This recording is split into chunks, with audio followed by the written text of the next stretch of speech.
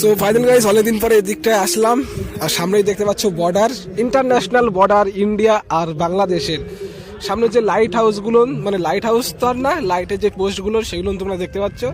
আর সামনেই আছে আমাদের বিএসএফ ক্যাম্প, সুরক্ষার জন্য যে সমস্ত বিএসএফ জওয়ানগুলো আছে আমাদের সুরক্ষা দেওয়ার জন্য, সেগুলো তোমরা দেখতে পাচ্ছ সামনে। আর এখন আমি কিন্তু দুপুর রোদ্রে চলে এসেছি ইন্ডিয়া আর বাংলাদেশ দেখতে, মানে ইন্ডিয়াতে থাকি, বাংলাদেশ বাড়ির পাশেই রাখি, আর কি আর বলবো। ঠিক আছে, দেখতে পাচ্ছ চারো পাশ দিয়ে কত সুন্দর রাস্তা, একদম সুন্দর সুন্দর জায়গা। এটা কোথায় তোমরা কি জানো? যদি না জেনে থাকো, জানার দরকারও নেই। এটা এমন একটা জায়গা, সেটা হচ্ছে ইন্ডিয়া আর বাংলাদেশের বর্ডার, সেরকম কিছুই না। ঠিক আছে, যেদিক তাকাবে সেদিকেই বর্ডার। আর এই যে clock tower, sorry clock tower না, sniper tank. Free fire PUBG যারা খেলেছো বুঝতে পারবে, স্নাইপার ট্যাঙ্ক যেটা, সেটা এখানে